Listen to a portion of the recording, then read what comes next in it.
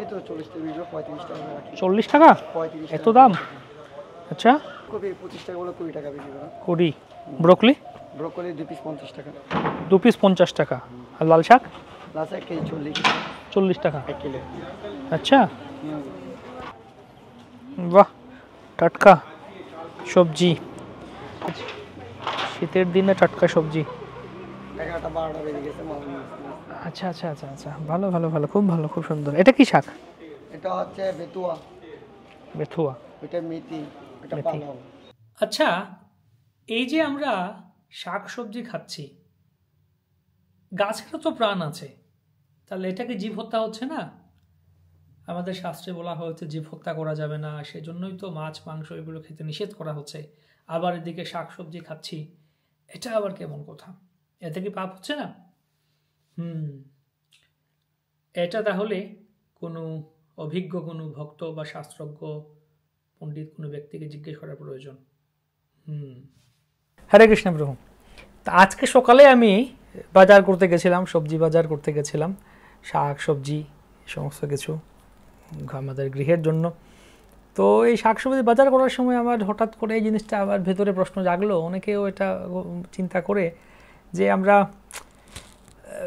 আমরা তো প্রাণী হত্যা করতে না করি, আমিষ আহার করতে, পশু হত্যা করতে না বলি, নিরীহ প্রাণীকে কেন মারবো? জীব হত্যা মহাপাপ, এই জন্য আমরা নিরামিষাশী হতে বলি, শাকাহারী হতে বলি। তো এই যে আমি শাক সবজি আমরা খাচ্ছি, গাছ পাতা, তো গাছেরও তো প্রাণ আছে। বিজ্ঞানী জগদীশচন্দ্র বসু, আমাদের বাংলার গৌরব, উনি প্রমাণ করেছেন যে গাছেরও প্রাণ আছে। তো শাক সবজি, এই যে ফল পাতা খাচ্ছি, এতেও তো পাপ হচ্ছে, এতেও তো গাছটাকে আমরা মেরে দিচ্ছি। তাহলে কি আমরা তাহলে কি করবো তাহলে?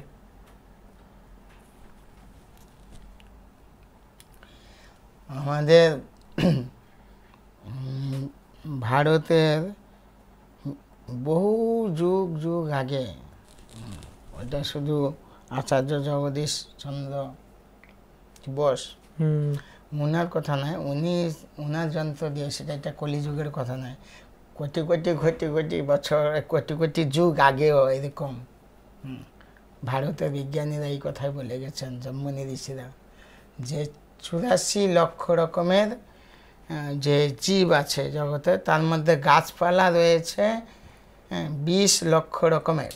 আচ্ছা, প্রাণী 9 লক্ষ রকমের জলজ প্রাণী, 20 লক্ষ প্রজাতির গাছপালা, সেগুলো প্রাণীর মধ্যে যুক্ত, প্রাণী সবগুলো।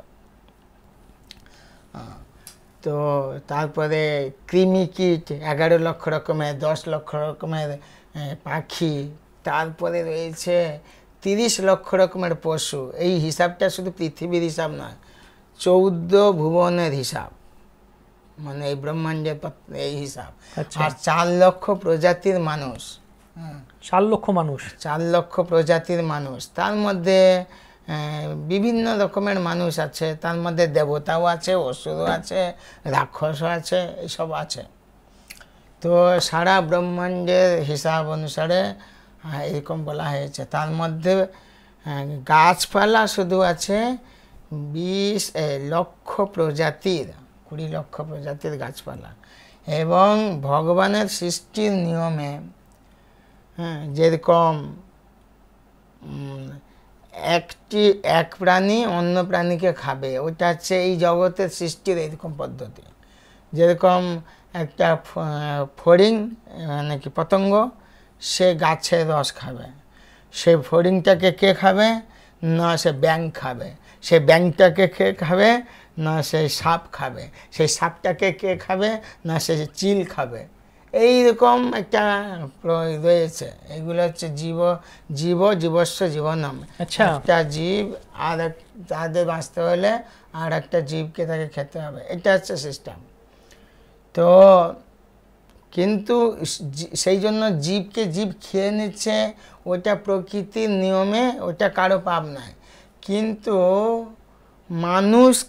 মানুষের জন্য যত নিয়ম করা হয়েছে, মানুষকে শেখানো হয়েছে যে কি খেতে হবে, কি খেতে নাই, কোনটা খেতে হবে। যেরকম প্রকৃতির নিয়মে একটা যদি বাঘ, সে কি খাবে?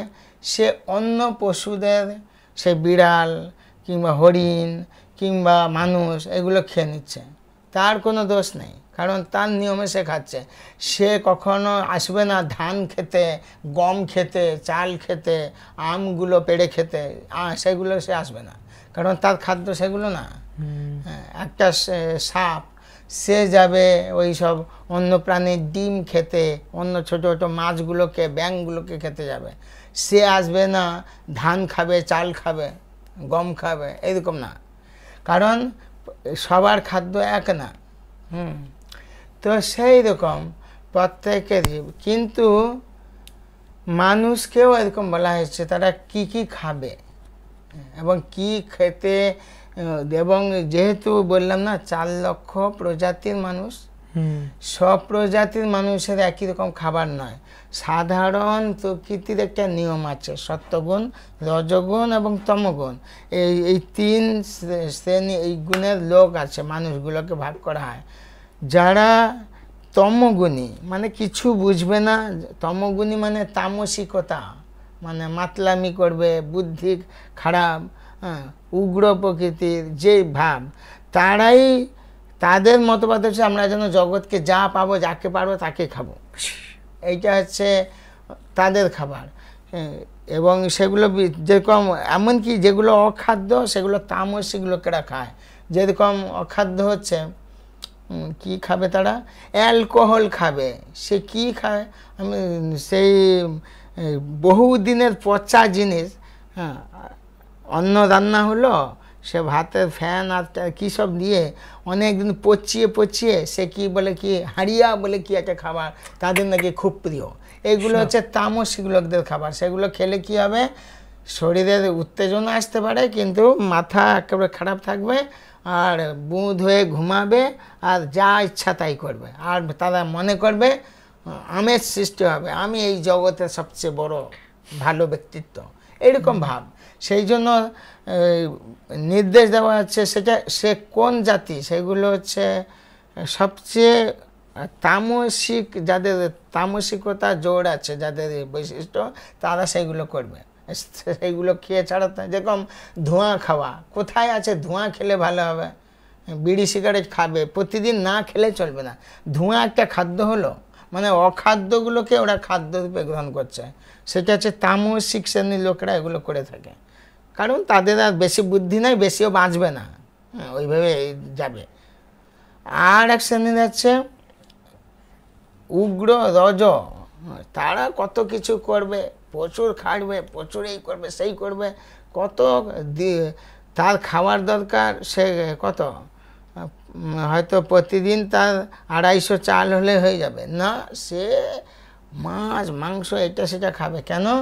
তার হচ্ছে উগ্র মেজাজ, আর সে নিজেকে বেশি ইয়ে কী বলে, যেরকম বাঘ ভালুক, তারা কী করে যাবে, হালুম করে ধরবে। হ্যাঁ, তা এইরকম মানসিকতা যাদের আছে, রজগুণী লোক, তারা এই সমস্ত খায়। সেই জন্য অনেক সময়, যদিও বৈদিক যে প্রথায় এই সব লোকেরা কিছু খেত না, যারা হচ্ছে বেদ বিরুদ্ধ, মানে যারা বর্ণ সংকর জাত, তারাই মাছ মাংস খাওয়া শুরু করেছিল। যেরকম কি বলে গো, শৈরিন্দ্র জাতি, যেগুলো হচ্ছে পুলিন্দ, খস, জবন, এইসব জাতি, এরা হচ্ছে বৈদিক জাতি, হচ্ছে ব্রাহ্মণ, ক্ষত্রিয়, বৈশ্য, শূদ্র। তাদের এরকম মাছ মাংস খাওয়ার কথা বলা হয় নাই। সেটা হচ্ছে ভীষ্মদেব যুধিষ্ঠির মহারাজকে একটা লিস্ট দিয়েছিলেন। যাই হোক, সেটা এখন আমি বলছি না, যে কারা কারা আয়গব জাতি, সৌপাক জাতি, চণ্ডাল জাতি, তারা কোত্থেকে এলো না, এই বৈদিক জাতি যখন কেউ নিয়ম ভঙ্গ করছে, যখন ব্রাহ্মণ মা যদি ব্রাহ্মণী হয়, আর বাবা যদি কি বলে ক্ষত্রিয় হয় বা শূদ্র হয়, তাহলে তাদের যে সন্তান আসবে, সে মার গুণও পাবে না, বাবার গুণও পাবে না, সে হয়ে যাবে চণ্ডাল। সে মা বাবাকেও মানবে না, সে কোনো শাস্ত্র মানবে না, ভগবানকে মানবে না। তাকে বলে কি জাতি? বদ জাতি, বদ জাতি, মানে তারা সৎ জাতি নয়। তারা এই সমস্ত আমিষ খাওয়া শুরু করলো। সেই কথাটা ভীষ্মদেবের কথা, আমার কথা না। তো মহাভারতে আছে। তো তারা সেই সমস্ত করছিল। যে মানুষ কি খাবে, বলা হয়েছে যারা সাত্ত্বিকভাবে থাকবে, যাদের মন ভালো থাকবে, শরীর ভালো থাকবে, যাদের আত্মা প্রসন্ন থাকবে, যারা জন্ম মৃত্যু জরা ব্যাধি কেন আমরা এইগুলো নিয়ে থাকবো, এর বাইরে যায় কি না, এই সমস্ত মানে এই সমস্ত মন থাকবে, সেই ভাবনা, সেইগুলো হচ্ছে ভক্তি ভাবনা। মানে তাদের একটা সুন্দর সমাজ গঠন করে কারা, এই রাজসিকরাও নয়, এই তামসিকরা নয়, ওই সাত্ত্বিক লোকরা। তাদেরকেই বলা হয়েছে যে সুন্দর জীবনযাপন করতে গেলে এই আমিষ আহার চলবে না। সেইখানে ভগবদ গীতায় বলা হয়েছে অমেধ্যং তামস প্রিয়ং, যারা রক্ত মাংস জাতীয় খাবার, হ্যাঁ, রক্ত মাংস জাতীয় খাবার যারা খায়, রক্ত মাংস হাড় পিত্ত, এইগুলো হচ্ছে অমেধ্য অপবিত্র খাবার। হ্যাঁ, এইগুলো কাদের প্রিয় খাবার না, তামসিক লোক যারা, অর্থাৎ যাদের বুদ্ধি কাজ করে না যে নিজের জীবনের মঙ্গল কি এই তারা মনে করে যে যে কোনো প্রকারে আমরা বাঁচবো, যা ইচ্ছা তাই করবো, তামসা করব, তাই না? তাদের কোনো বুদ্ধি নেই। যেরকম আপনি যে বললেন যে প্রদীপ, আমি বললাম প্রদীপ জ্বালাতে হয় দীপাবলি, আর ওরা কি বম ফাটবে, ফাটকা বাজাবে, চোখ টোক কানা হয়ে যাবে, সে কি না কি করবে, না আছে সেখানে ভক্তি, না আছে পবিত্রতা, না আছে শুদ্ধতা, না আছে নতুন জীবন গঠনের ব্যাপার। কয়েক মিনিটের মধ্যে কয়েক লক্ষ টাকা নষ্ট হয়ে যায় শুধু এই বোম ফাটানো নেই। এগুলো হচ্ছে তামসিকতা করে না, কী বলে, সেই জন্য এই তামসিক লোকদের আচরণ এইরকম। তো সেই রকম তাদের খাবারও এরকম। তাহলে যদি কেউ শোনেন না, তারপরে সাত্ত্বিক যে তাদেরকে বলা হয়েছে যে এই অমেধ্য খাবার খাবে না। সেখানে সেই জন্য ভগবান বললেন যে হ্যাঁ, এই নিরামিষ খাওয়াও পাপ। আচ্ছা, যেরকম গরু ছাগল তারা নিরামিষ খাচ্ছে, আমাদেরকে গরু ছাগল হতে বলা হয়নি। আমাদেরকে বলা হয়েছে মানুষ হও, মানে মানুষ জন্মের সার্থকতা লাভ করো। সেটা কি না, গরু ছাগলের মতো নিরামিষ খেতে হবে না, বাঁদরের মতো। বলা হয়েছে ভগবান যেহেতু এই সমস্ত বিধান সে দিয়েছে যে তোমরা যা কিছু খাবে নিবেদন করে খাবে, ভগবানকে নিবেদন করার কথাটা সেখানে বলা হয়েছে যজ্ঞ শিষ্ট সিন সন্ত মুচ্ছন্তে সর্বকিল বিষয়ে। এই জগতের সমস্ত কলুষ থেকে মুক্ত হয়ে যদি বৈকুণ্ঠ জীবন লাভ করতে চাও, তাহলে যজ্ঞের অবশেষ গ্রহণ করা, অর্থাৎ ভগবানকে নিবেদন করে সেই প্রসাদ খেতে হবে। ঠিক তাহলে তো আমরা মাছ মাংস খাবো, কৃষ্ণ তোমাকে নিবেদন করব, এইভাবেই তো ভালো হবে না। সেখানে কৃষ্ণ বলছেন আমি মাছ মাংস খাবো না, আর বিড়িও খাবো না, দোক্তাও খাবো না, আমি পত্রং পুষ্পং ফলং তয়ং, পাতা ফুল, মানে তিনি নিরামিষ কথাগুলো বলছেন, উদ্ভিজ্জ খাবারের কথা বলছেন, সেইগুলো যখন তোমরা আমাকে ফুল ফল পাতা তোমাদের জন্য সৃষ্টি করা হয়েছে, এইগুলো তোমরা আমাকে প্রীতি সহকারে দিবে এবং সেই প্রসাদ তোমরা গ্রহণ করবে, তাহলে তোমরা সমস্ত কলুষমুক্ত হতে পারবে, শুদ্ধ সভ্য জীবন লাভ করবে, আনন্দময় জীবন লাভ করবে।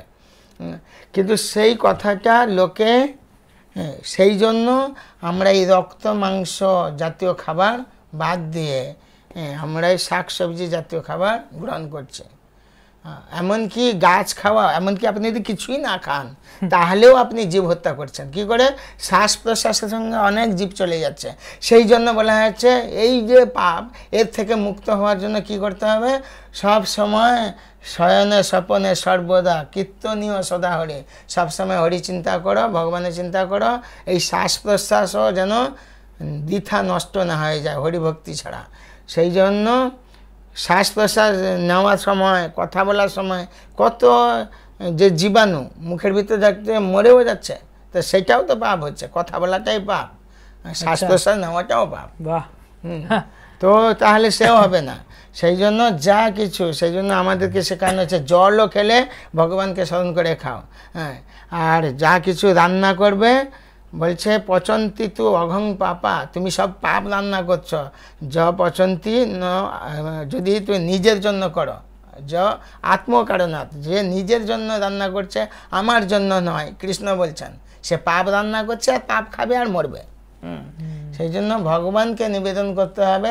কৃষ্ণ বলেন নাই যে মৎসং মাংসং ডিম্বং, তিনি বলছেন হ্যাঁ যে পত্রং পুষ্পং ফলং, তো সেইগুলোই রান্না করতে হবে, অর্থাৎ উদ্ভিজ্জ ব্যক্তি। যার জন্য সুন্দর যুক্তি একটা বলি, এইটা কীরকম নিয়ম হলো যে ভগবানকে দিলে আর পাপ হবে না, কারণ সেটা ভগবানের নির্দেশ মতো চললে আর পাপ হবে না। ধরুন যুদ্ধ চলছে, যে সেনারা সব যুদ্ধ করছে, সেটা তো জীব হিংসা না, খালি মারবে কাটবে, যুদ্ধ তো করতেই হবে। কিন্তু সেনারা নিজে নিজে যুদ্ধ করছে না, তার হায়ার কমান্ডারের নির্দেশ অনুসারে যুদ্ধ করে। হায়ার কমান্ডার কি নির্দেশ দিল যে কামান দাগিয়ে সবাইকে এক্ষুনি শেষ করে দাও।